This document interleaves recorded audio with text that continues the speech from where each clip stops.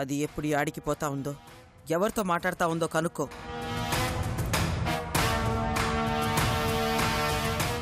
తేడా వస్తే నాకు ఫోన్ చేయి. ఏంది?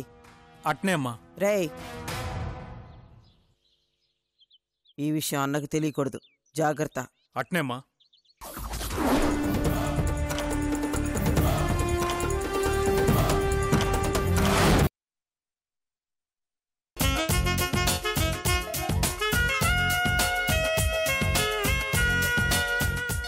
Dad, come Dad.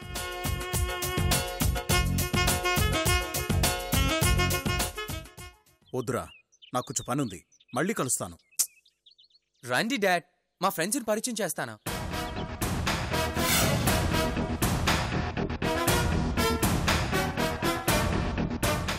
అది కాదురా, తర్వాత కలుస్తానని చెప్తున్నా కదా. మీరేం మాట్లాడకండి, రండి.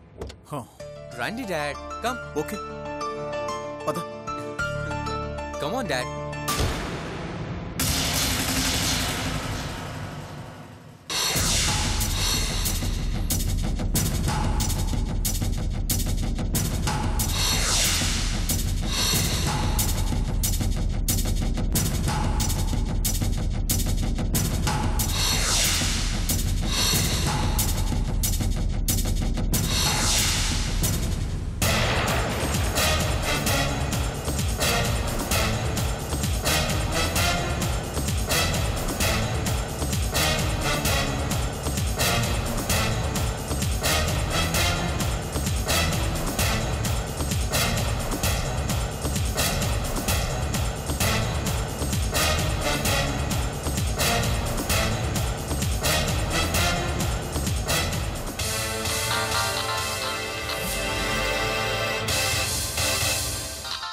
Hello,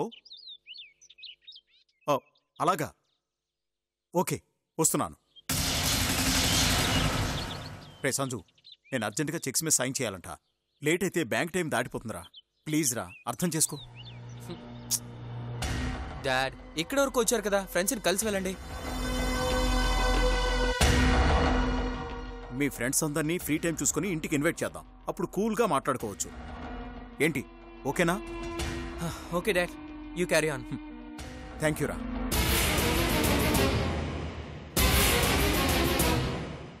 bye dad. బాయ్.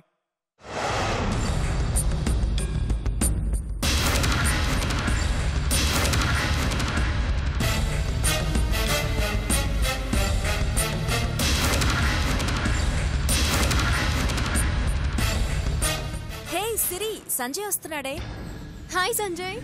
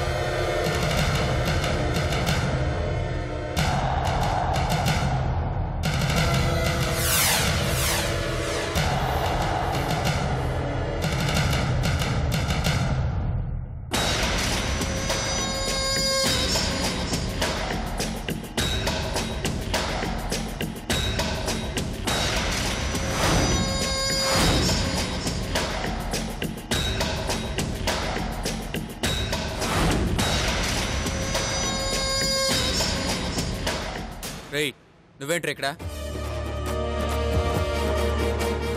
మళ్ళీ గొడవ చేయడానికి వచ్చావా? నవ్వుతావేంట్రా? స్టేషన్లో వేసిన నీకు ఇంకా బుద్ధి రాలేదా? సంజు, సంజు ప్లీజ్, నేను చెప్పేది విను. నువ్వు ఆగు సిరి. వీడంతా చూస్తానే వాళ్ళ. నేనేమన్నా అన్నాడా? అయ్యో, అతను మారిపోయాడు.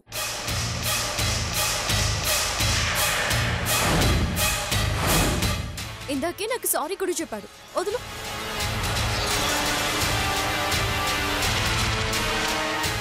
You just leave him.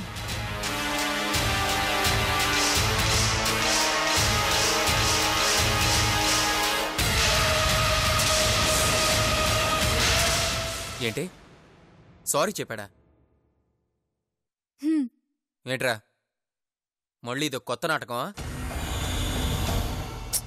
నాటకం కాదు సంజు, నిజం. నువ్వు వీడికి సపోర్ట్ చేస్తున్నావేంటి సిరి? ఇలాంటోళ్ళు మారరు. సంజు, నీకెలా చెప్తే అర్థమవుతుంది?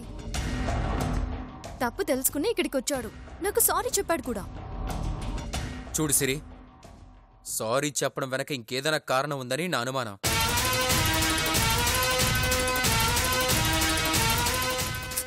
ఏదైనా కాని అతను రియలైజ్ అయ్యాడు కదా, we have to excuse. He's our friend now. మాట్లాడవేంటి అక్షయ్? అంత టైం నాకెక్కడిచ్చాడు సిరి?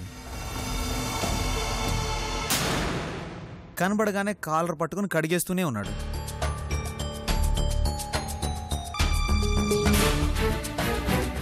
చూడు బాస్, నా బ్యాడ్ లక్ అనుకుంటా. నాకు మీలాంటి మంచి ఫ్రెండ్స్ కాకుండా ఇదిగో ఇలాంటి చెత్త వెధవలు దొరికారు. వీళ్ళతో తిరిగి తిరిగి నాలో ఉన్న ఆ కాస్త క్యారెక్టర్ని కూడా నేను కోల్పోయాను. I'm really sorry. నేను ఆ రోజు అలా బిహేవ్ చేసి ఉండకూడదు.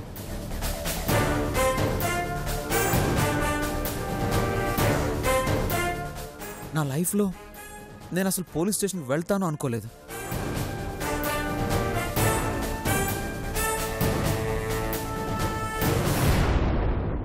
కానీ ఆ రోజు వెళ్లాల్సి వచ్చింది.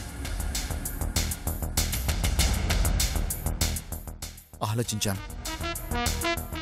నా బిహేవియర్ వల్లే నాకు అలాంటి సిచ్యువేషన్ వచ్చిందని తెలుసుకున్నాను.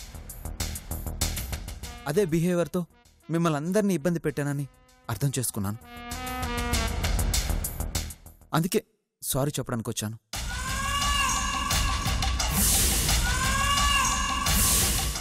మీతో ఉంటే చాలా నేర్చుకోవచ్చు అనిపించింది. ఇందాకే సిరి నన్ను ఫ్రెండ్గా యాక్సెప్ట్ చేసింది. నువ్వు జరిగింది మర్చిపోయి నార్మల్ అయిపోతే I'll be very happy. Please.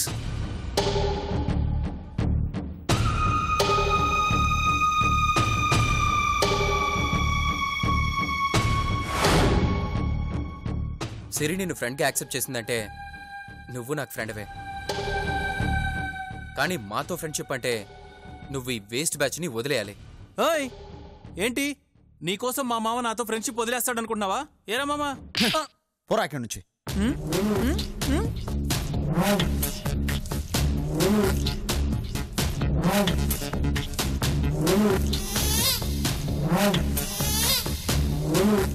Anyway we are friends. Sanjay, Akshay, మొత్తానికి ఫ్రెండ్షిప్ గొడవతోనే స్టార్ట్ అవుతుందని ప్రూవ్ అయింది.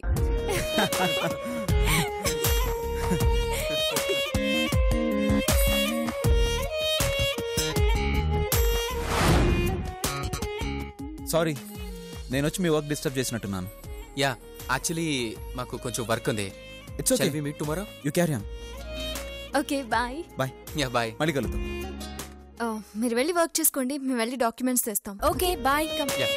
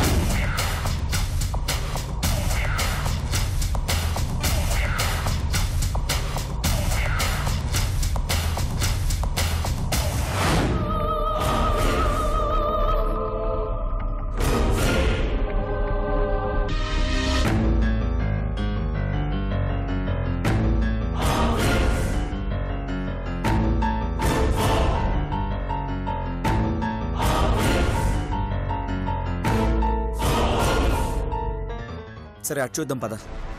సూర్య టీ తాగెళ్దాం రండి.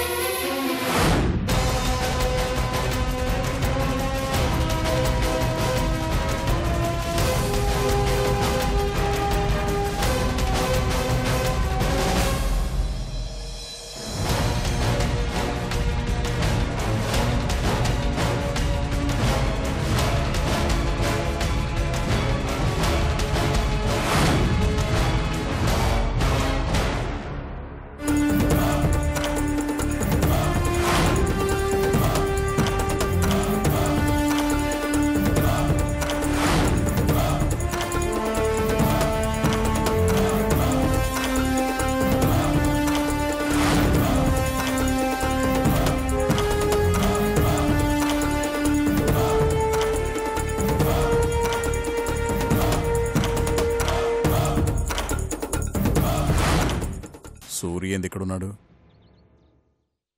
వీడికి ఏడేం పని?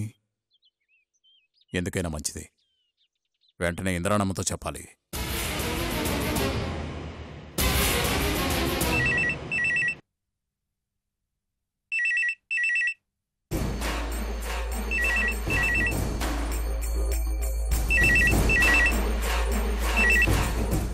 హలో అమ్మా నేను. చెప్పరా.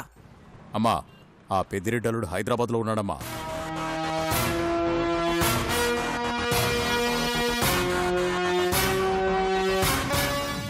ఏందిరా నువ్వు అనేది? అవునమ్మా, నేను సిరియమ్మని వెంబడిస్తుంటే ఆడు నాకు కనిపించినాడు.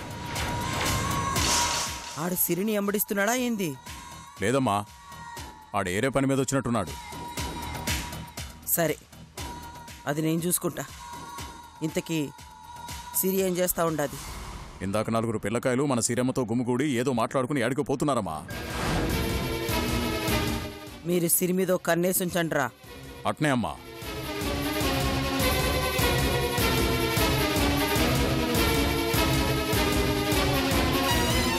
ఏందమ్మీ ఫోను? ఆ పెద్దిరెడ్డి అల్లుడు పట్నంలో ఉన్నాడంట. పైగా ఒంటరిగా ఉన్నాడంట.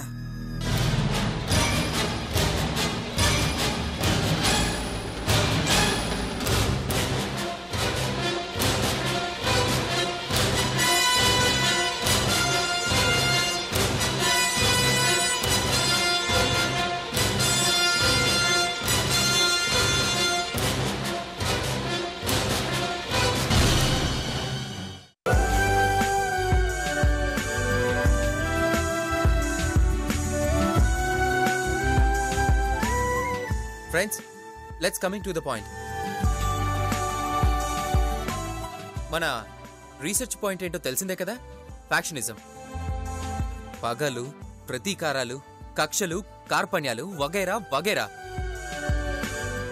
మన అందరూ సైకాలజీ స్టూడెంట్స్ కాబట్టి మనుషుల్ని మనసుల్ని తేలిగ్గా అర్థం చేసుకునే టాలెంట్ ఉంది కాబట్టి మనం ఈ టిపికల్ పాయింట్ని చూస్ చేసుకుని ప్రాజెక్ట్ డిజైన్ చేశాం.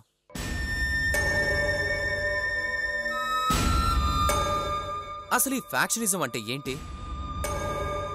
ఫ్యాక్షనిస్టులు అంటే ఎవరు? అది ఎలా మొదలైంది, ఎప్పుడు మొదలైంది, ఎవరితో మొదలైందనే దాని మీద నేను సిరి కొంచెం స్టడీ చేశాం. సిరి కమ్. ఫ్రెండ్స్, మనందరికీ తెలిసిన ఫ్యాక్షనిజం సినిమాలో చూపించే వైలెన్స్ మాత్రమే. కానీ రియల్ ఫ్యాక్షనిజం ఎప్పుడు మొదలైందో, ఎలా మొదలైందో తెలుసా? విజయనగర సామ్రాజ్యం నుంచే మొదలైంది. ఆ కాలంలో పాలెగార్లు అని ఉండేవాళ్ళంట. పాలెగార్లా? పేరే డిఫరెంట్గా ఉంది, ఎప్పుడూ వినలేదే. అవును, మాకు ఇంటర్నెట్లో ఇన్ఫర్మేషన్ గ్యాదర్ చేసినప్పుడే ఇవన్నీ తెలిసాయి. ఇన్ఫాక్ట్ ఫ్యాక్షనిజం అనేది కేవలం ఒక పదం మాత్రమే కాదు, అది హిస్టరీలో ఒక భాగం అని తెలిసింది. అవును, మేము ఇంటర్నెట్లో ఇన్ఫర్మేషన్ గ్యాదర్ చేసినప్పుడు ఇవన్నీ తెలిసాయి. ఫ్యాక్షనిజం అనేది ఏదో ఒక పదం కాదంట, అది హిస్టరీలో ఒక భాగం అంట. విజయనగరాన్ని పాలించిన వాళ్ళు లోకల్ అఫైర్స్లో అంతగా తలదూర్చేవాళ్ళు కాదు. అందుకే ఏ సమస్య వచ్చినా పాలెగార్లకే అప్పగించేవాళ్ళు. అంతేకాదు, పన్నులు వసూలు చేయడం లాంటి వాటిని కూడా పాలెగార్లకే అప్పగించేవాళ్ళు. పన్ను కట్టని వాళ్ళని శిక్షించడానికి అన్ని రైట్స్ ఈ పాలెగార్లకే ఉండేవంట. ఎప్పుడైతే రాయలసీమ ప్రాంతం బ్రిటిష్ వాళ్ల చేతిలోకి వెళ్ళిందో అప్పుడు ఆ ప్రాంతాన్ని వాళ్ళు సీడెడ్ ప్రాంతంగా మార్చారు. అప్పుడు కలెక్టర్గా ఉన్న థామస్ మాన్రో కోలుకుంట్ల ప్రాంతానికి చెందిన పాలెగారైన ఉయ్యాల నరసింహారెడ్డిని జనాలందరి ముందు ఉరితీయించాడు. Because he was a rebellion, ఒక విప్లవకారుడు. ఆ ఇన్సిడెంట్ తర్వాత బ్రిటిష్ వాళ్ళు పాలెగార్లని పట్టించుకోలేదు. మనకి స్వాతంత్రం రావడానికి ముందు ఈ పాలెగార్లు ప్రైవేట్ కోర్టులు నడిపేవాళ్ళు. వాళ్లే న్యాయం చెప్పేవాళ్ళు, వాళ్లే తీర్పులు చెప్పేవాళ్ళు. ఇలా మొదలైన పాలెగార్ల ప్రయాణం ఆధునిక భారతదేశంలో ఒక ఫ్యాక్షనిజం అయింది. వాళ్లని వాళ్లు రక్షిస్తూ ప్రజలని రక్షించడానికి పాటలు పడేవాళ్లు. ఈరోజు పగలతో వాళ్లని వాళ్లే చంపుకుంటూ దారి తప్పారు. దీనికి కారణం రాజకీయం కావచ్చు, కుటుంబ కక్షలు కావచ్చు, జాతి సమస్య కావచ్చు. ఎదురు తిరిగితే చంపడం తప్ప ఎదురుగా నిలబడి సమస్యని పరిష్కరించాలనే ఆలోచనే ఎవరిలోనూ రాలేదు.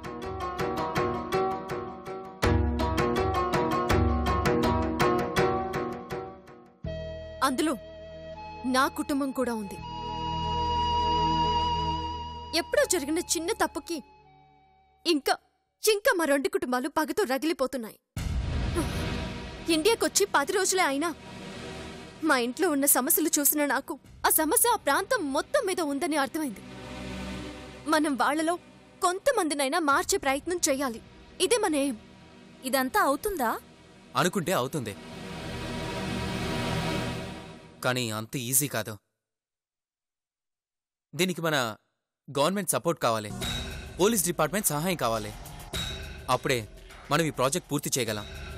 మనకిక్కడెవరూ తెలియదే, ఎవరినైనా అప్రోచ్ అవుతాం. ఏముంది, చీకట్లో రాయి వేయడమే. ముందుగా ఎవరినైనా పోలీస్ ఆఫీసర్ని వెళ్ళి కలుద్దాం. అతను ఏం చెప్తాడో విందాం. Then we can take a decision. Sanjay, at any cost మనం ఈ ప్రాజెక్ట్ ని కంప్లీట్ చేయాలి. Don't worry Siri, we will make it possible. Okay.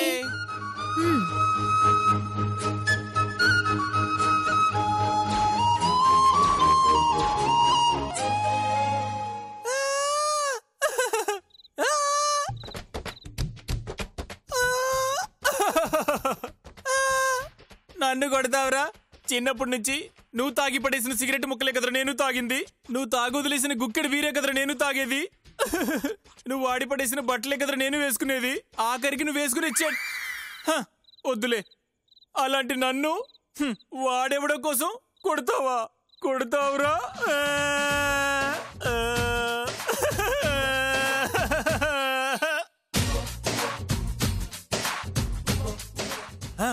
పగ సాధిస్తాను, అంతు చూస్తాను అని పెద్ద పెద్ద డైలాగులు చెప్పి అక్కడికెళ్ళి చాతుగాని వాళ్ళ సారీ చెప్పొచ్చావేంట్రా? పైగా అందరి ముందు నన్ను కొడతావా? రేయ్, నీ దృష్టిలో అది చేతగానితనమేమో గాని నా దృష్టిలో చావు దెబ్బ కొట్టడం. అర్థం కాలా? ముళ్ళుని ముళ్ళుతోనే తీయాలి అంటారు. అలాగే మంచితనాన్ని మంచితనంతోనే దెబ్బతీయాలి. సైన్స్ స్టూడెంట్ కి మ్యాథ్స్ చెప్పినట్టుందిరా నువ్వు చెప్పేది. ఒక్క ముక్క అర్థమైతే ఒట్టు. రేయ్, దాన్ని ఏదో ఒకటి చేయడం నాకు పెద్ద కష్టమేం కాదురా. తలుచుకుంటే నిమిషాల్లో దాన్ని పాతేయగలను. కానీ నాకు కావాల్సింది అది కాదురా. ప్రతి క్షణం అది టార్చర్ అనుభవించేలా చెయ్యాలి. అది నేను కళ్ళారా చూసి ఎంజాయ్ చేయాలి. ఎవరు చేస్తున్నారో, ఎందుకు చేస్తున్నారో అర్థం కాక గిలగిల తన్నుకుని చావాలి. డైరెక్ట్గా అటాక్ చేస్తే మనమే చేశామని దానికి ఖచ్చితంగా తెలిసిపోతుంది. అదే మంచిగా నటించి దాని సైడ్ చేరామనుకో, మన మీద ఎటువంటి డౌటు రాదు. కాబట్టి మనం సేఫ్గా ఉండొచ్చు.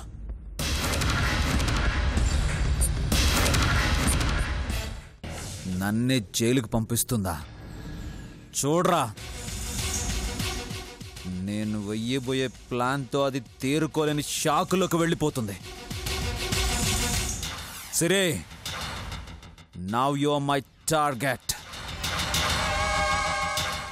The game has began.